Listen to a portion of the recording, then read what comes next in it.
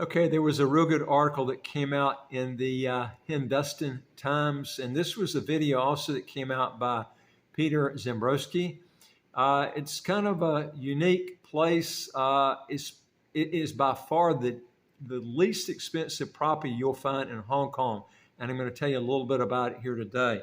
Now, this is it comes with a major catch. I mean, you're not going to find properties this cheap. It's 70% less than what other properties are selling for in Hong Kong, but it's very remote, it's very jungleistic, but it comes with a catch, which I'm going to explain to you. But it's so much cheaper than Hong Kong, and it's right next to a jungle. You can go several hours in this jungle. It's really neat.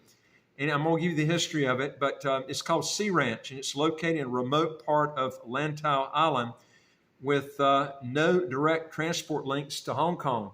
This is the unique thing about it, and it's got it doesn't have any sort of links to Hong Kong, any direct links to Hong Kong shops or medical facilities.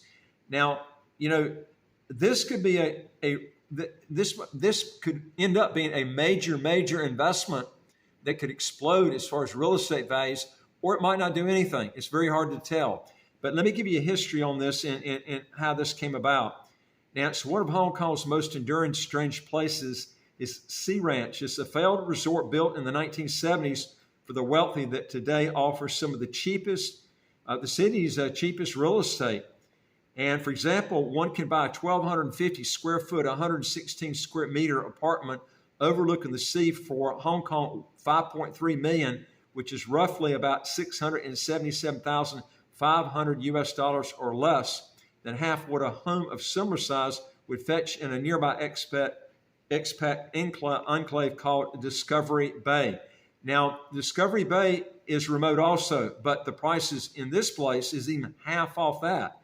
And you can get the prices even cheaper depending on what you work out with the person, okay? Now, Hong Kong is a thriving place, some of the most expensive real estate of any place in the world. All right, now there is a catch. It's located in a remote part of Lantau Island with no direct transport links to Hong Kong Island, shops or medical facilities. And it's a reputation for being a ghost town fringed by jungle. Literally, you got the jungle right on top of you. I mean, it's just incredible. The development's existence illustrates the extreme range of properties within roughly an hour-long commuting distance from the city center that Hong Kong offers, from densely packed apartment blocks and upmarket townhouses to carefree islands and sprawling coastal villages. Even then, Sea Ranch occupies a unique niche. It's nearly impossible to find comparable prices, let alone in luxury developments, failed or otherwise.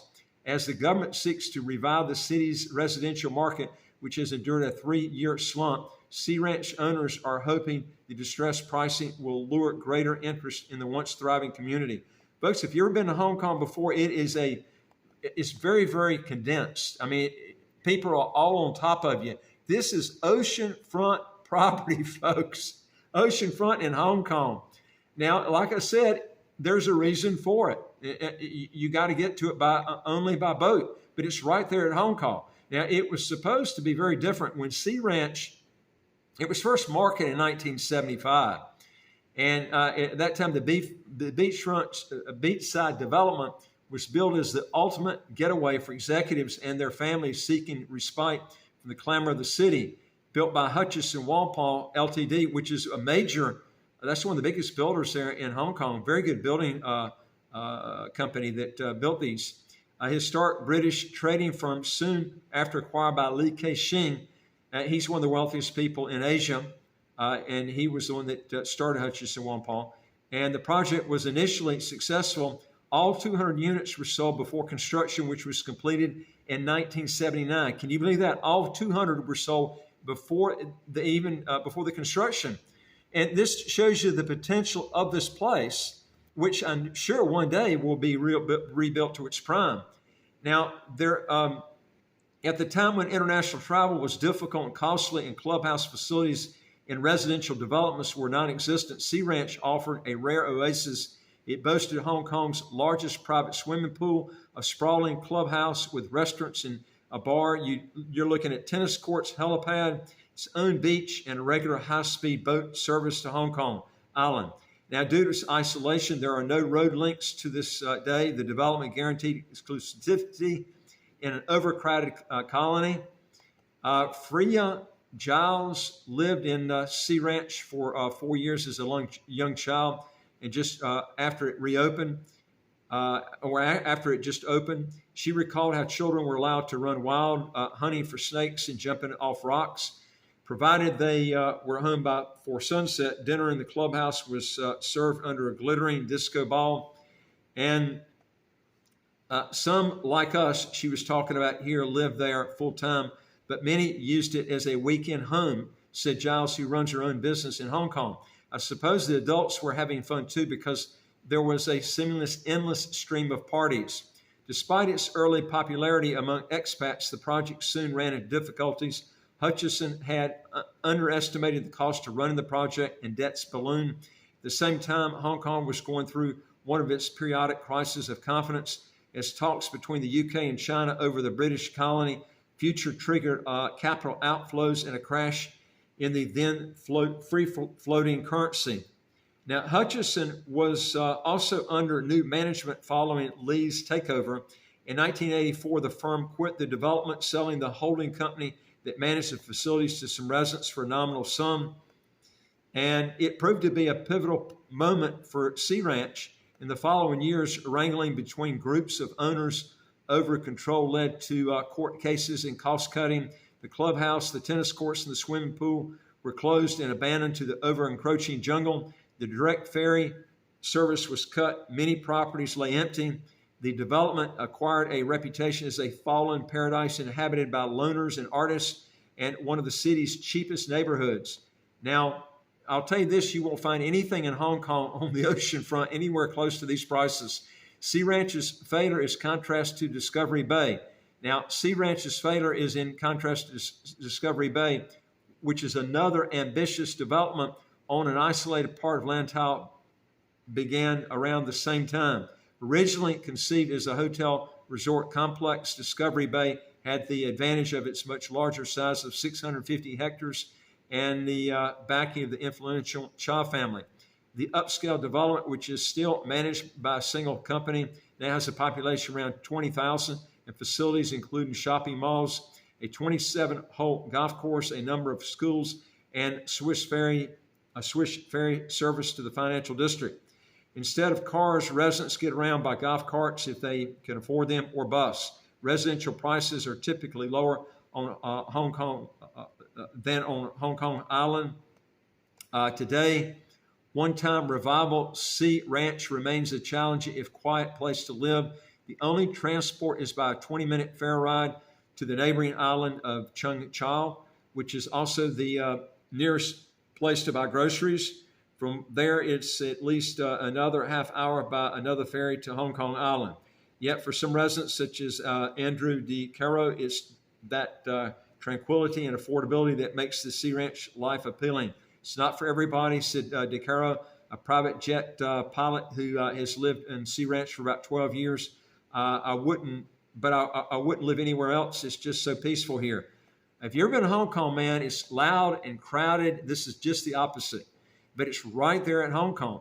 Now, the American bought his current 1,250 square foot apartment that overlooks the sea for only 1.2 million Hong Kong dollars in 2009. He spent a similar amount 2 years renovating it. No easy task given the lack of transport. Now, he ended up buying the adjacent 3-bedroom flat as well, which he put on the market for 5.3 million or 4,240 square foot per square foot. If you want to figure out Hong Kong dollars to U.S., just divide the Hong Kong by approximately 7.8, and you'll get the U.S. dollar amount. But that compares with an average Hong Kong of 9,886 per square foot for Discovery Bay, and Hong Kong 18,704 per square foot on Hong Kong's mid-level district based on recent sales transactions.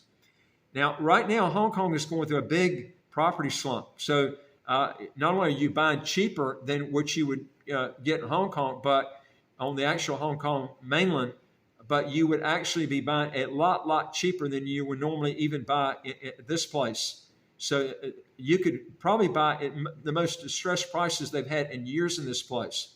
Now, Decara also purchased a 640 square foot property nearby, which he transformed into a high-spec home with a gas fireplace, sauna, freestanding bath, and step ladder leading to a mezzanine bedroom. That apartment, which he refers to as his treehouse, is on sale for 3.3 million Hong Kong dollars. Just take that divided by 7.8 if you want to get the US dollar amount. I've got friends who live in nice neighborhoods, said Decara, beautiful neighborhoods, super convenient, but they have 380 square feet for 8 million Hong Kong dollars.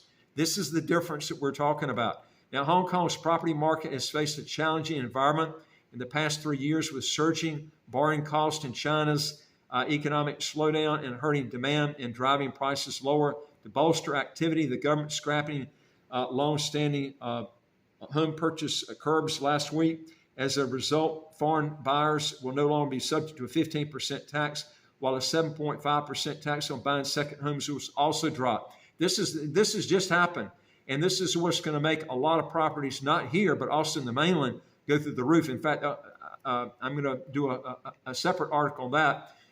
Hundreds of properties sold just in the weekend in the mainland of Hong Kong when that law changed, just from one realtor alone. Now, the trickle-down effect may stir up demand in down-market areas such as Sea Ranch. Now, around 130 people live at the Sea Ranch right now. Decara estimates that there are more than 130 people living at Sea Ranch now, compared with less than 50 when he moved there. As the development's low prices drew renewed interest amid the early property boom, his neighbors include a retired university professor, an ex-police officer, and the family of a private investor. He said a number of units are occupied by workers building a 31-building incinerator plant at a nearby island. The development remains in good condition more than 40 years after construction. Some apartments appear well looked after with neat gardens decorated with ornaments and plants. Others have an air of neglect and patios overgrown with weeds. The building structures themselves are solid and show little sign of disrepair, even in Hong Kong's often unforgiving climate. Management fees range anywhere from 1,800 to 3,200 Hong Kong dollars a month, which pay for basic maintenance and security as well as the ferry service. Now, garbage is collected twice a week. While the beach is public, the estate itself is private. Apart from by boat, hiring a sampan taxi is a possible alternative to the ferry. The only way to access the peninsula site is by hiking through for hours over rough terrain. In a city which is constantly undergoing change, Sea Ranch changes little. The biggest alteration in recent years was a new pier after a typhoon destroyed in the original in 2017. The community is abiding quality in quietude, and that is just how Decara likes it. This is my Hong Kong, said Decara, sipping tea on a white couch in his apartment overlooking the sea. Everybody has their own piece of Hong Kong. This just happens to be mine. Folks, this might be a really, really good investment, or it might just sit there and go for years. But the key thing is there's no property anywhere close to as cheap as this is. If you want to know more of this, go to our website, www.citizenshipquickly.com, and just ask for some help. I would like to hear from you. If you got a question or comment, just put it below. And go to our website, www.citizenshipquickly.com, and ask for some help. And don't forget to hit the subscribe button right on your screen. You get new videos automatically as they come out, and I look forward to talking to you on the next video. Take care.